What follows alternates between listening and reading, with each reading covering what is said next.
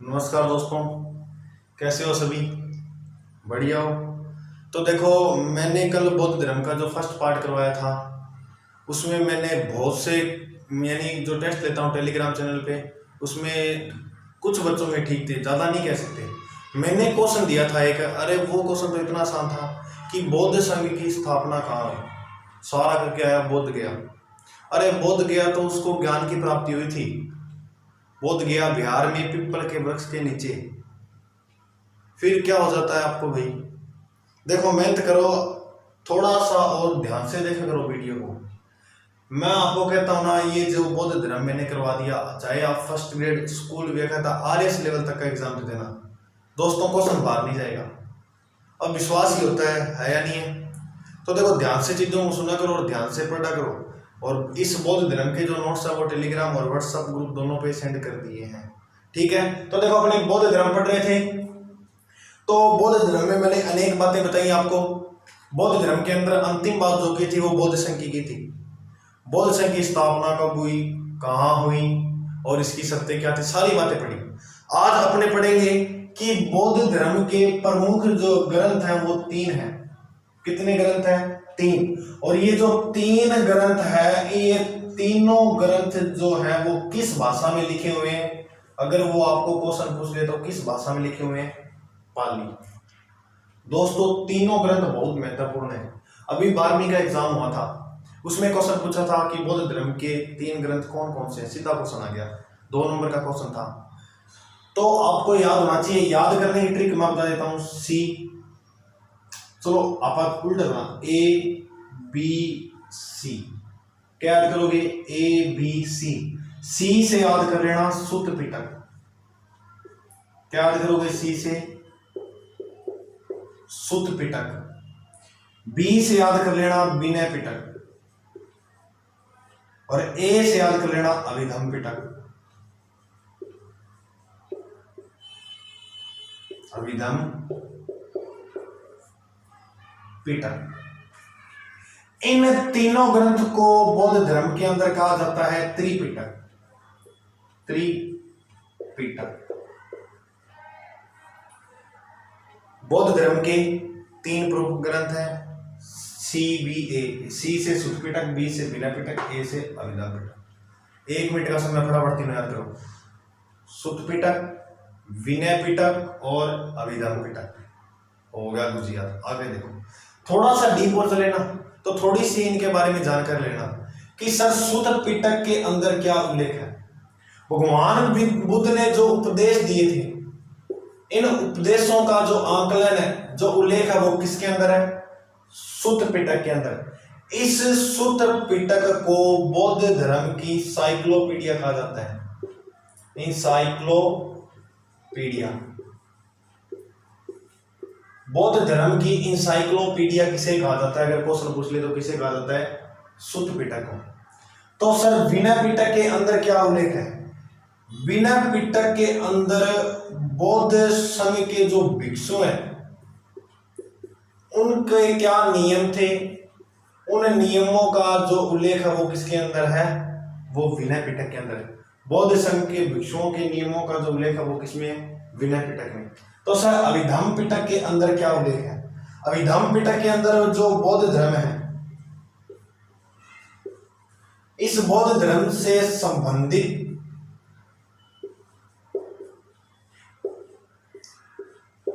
दार्शनिक, बौद्ध धर्म से संबंधित दार्शनिक जो विवेचना है वो किसके अंदर है?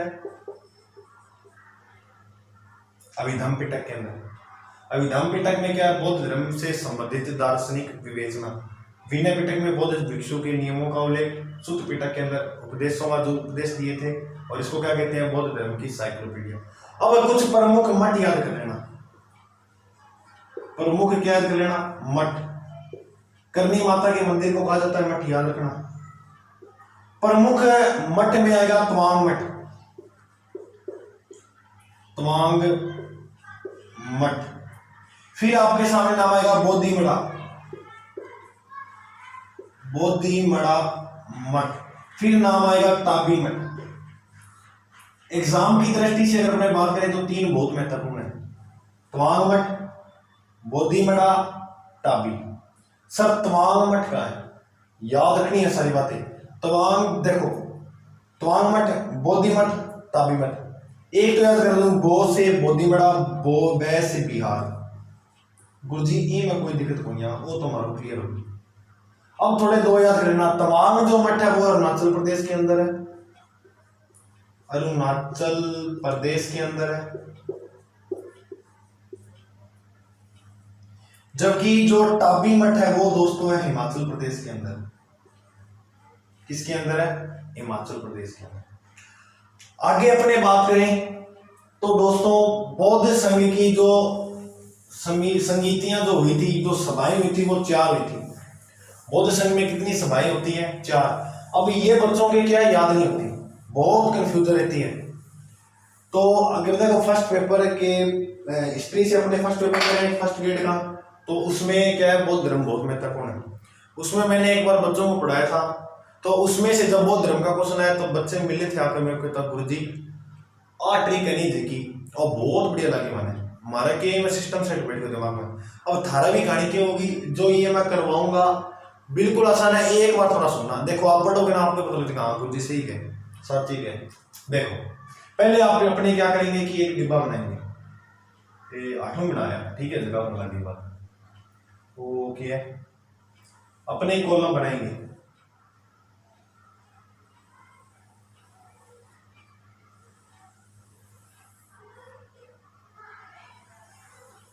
ये कॉलम बना लिया।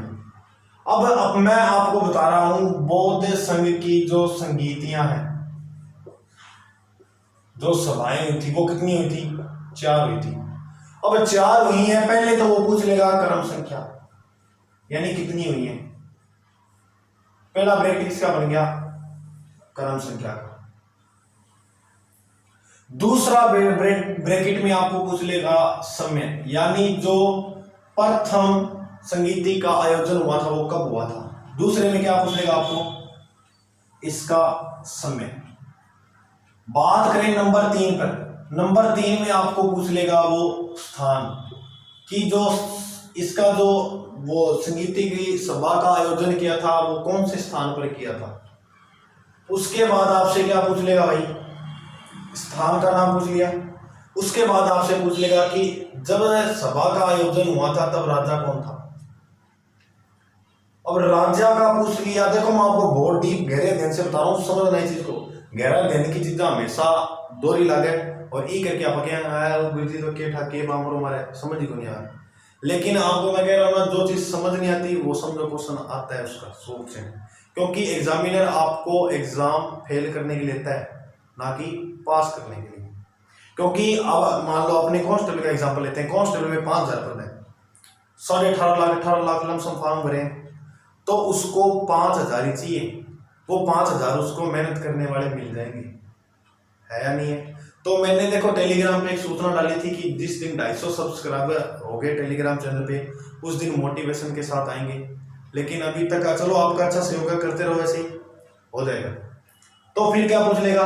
राजा। राजा के बाद पूछ लेगा कि इस समय जो अध्यक्ष था वो अध्यक्ष कौन था, और अंत में जो बच गई विशेष बातें वो सारी आ जाएंगी, यानी जो विशेष अलग हुआ था वो बातें मैं आपको यहाँ समझा दूंगा। आसान है या नहीं है? पहले क्या पूछेगा? क्रम संख्या, समय, स्थान, राजा, अध्यक्ष, विशेष। बिल्कुल आसान है। पहली जो बौद्ध संगीति का आयोजन हुआ था,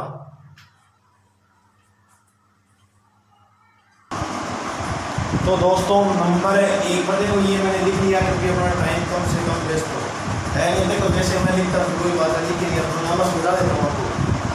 अब देखो आपको याद करने का अगर मैं तरीका बताऊँ ना, तो आप ऐसे करना। देखो क्रम संख्या, सबसे पहले अपने पता है कि 4 समितियाँ होती, कितनी होती? सीधा नॉर्मल एग्जाम में सीधा पूछने का बौद्ध धर्म में कितनी समितियाँ होती या कितनी सभाएँ होती, तो कितनी सभाओं का आयोजन होता है? 4 सभाओं का। सबसे पहले समय याद कर लेना, 483, 383, 600 को मैंने 483 यानी बौद्ध की मृत्यु को हुई थी 483, वहाँ से शुरू होती है। 483 ईसा पूर्व, 383 ईसा पूर्व, 251 और प्रथम स्थान। फिर स्थान, पहली जो सभा का आयोजन होता है वो सप्तपर्णी गुफा के अंदर होता है, ये कहाँ है सर, ये कहाँ है, बिहार में। दूसरी सभा का आयोजन चुल वध, ये कहाँ है, वैशाली। वैशाली की जो राजधानी थी वो थी श्रावस्ती, जहाँ बुद्ध ने सर्वाधिक उपदेश दिए थे। फिर नंबर 3 सभा का जो आयोजन होता है वो होता है पाटलिपुत्र। और आपको पता हो कि पाटलिपुत्र वो कहाँ है, मगध जो वर्तमान का बिहार का क्षेत्र है। और आपको पता होगा उस समय 16 महाजनपदों में से सबसे शक्तिशाली जो महाजनपद था वो मगध था। और ये वंश पूरा मगध साम्राज्य का होगा, पूरा मगध कौन कौन से है, ये वंश आया, कैसे शिशुनाग वंश सारा होगा। कुंडलवन, चौथी सभा का आयोजन हुआ था कुंडलवन। कुंडलवन स्थान जो वहाँ पड़ता है कश्मीर। पहली सभा का जब आयोजन हुआ था उस समय राजा था अजातशत्रु। अजातशत्रु जो था ये किस वंश का राजा था, ये हर्यक वंश का, हर्यक वंश का राजा था। सर हर्यक वंश ने कहाँ राज किया था, उन्होंने किया था मगध पर। कहाँ राज किया था, मगध। थोड़ा सा जल्दी बोल रहा हूँ इसलिए ताकि वीडियो ज़्यादा लंबी ना हो, तो मैं लिखा युवा शाम को सब भी आपको देख रहे हैं। फिर नंबर 2 पर जो राजा था उसका नाम है कालाशोक। कालाशोक जो राजा वो किस वंश का है, शिशुनाग वंश का। नंबर 3 सभा का जब आयोजन हुआ था उस समय राजा था अशोक।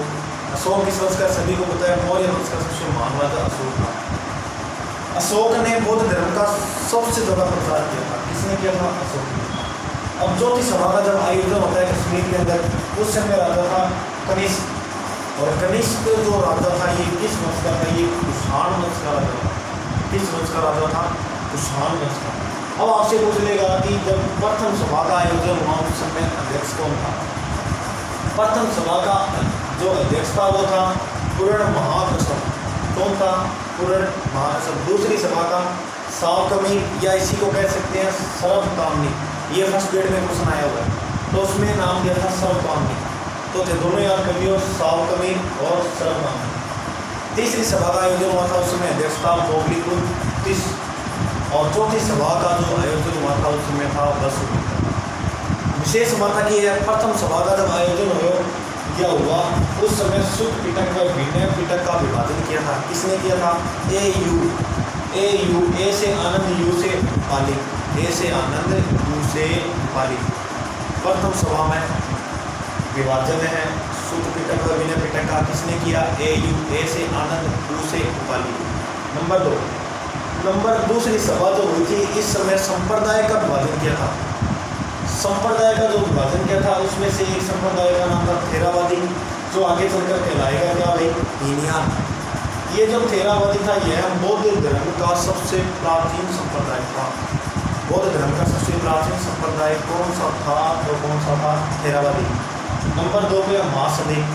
महासंधिक आगे बढ़ेंगे महायान को। इसका जो केंद्र था वो था मगध।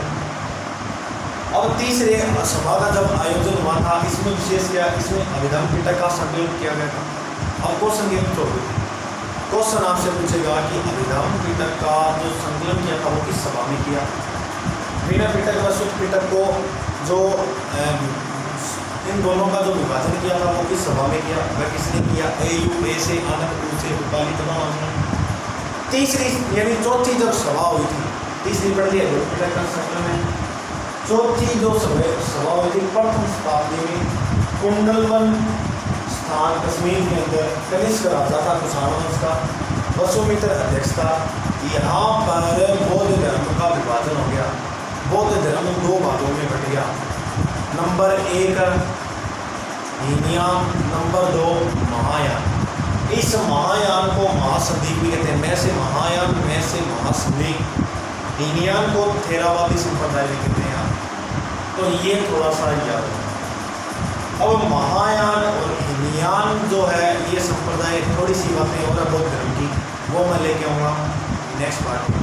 तब तक के लिए जय हिंद दोस्तों, और मेहनत करते रहो बढ़िया। एक ना एक दिन, 2 दिन जब दुनिया तक आपको सफलता मिली है या नहीं। कभी देखो मन तो बहुत करा भी करने का, लेकिन आपको भी एक काम, छोटा सा काम दिया था और वो आप देखो। मेरी बात आपको मैं एक बात बताऊँ, अपने कोई भी टॉपिक करते हैं तो हमें जो भी टीचर पढ़ाता है उसको कम से कम एक टॉपिक करने में 3 या 4 घंटे का समय लगता है। वो टीचर आपके लिए इतनी मेहनत कर रहा है। देखो टीचरों का एक इशारा होता है, बच्चे जान होती है, बाबू सोना जो भी होता है वो बच्चे होते हैं टीचरों है या नहीं। बस आपका सहयोग अगर अच्छे ढंग से, तो कि आग लगा दें आपका है या नहीं है। ठीक है, तो मिलते हैं नेक्स्ट पार्ट। और बनाए रखें, चैनल में सब्सक्राइब कर दियो नया हो तो।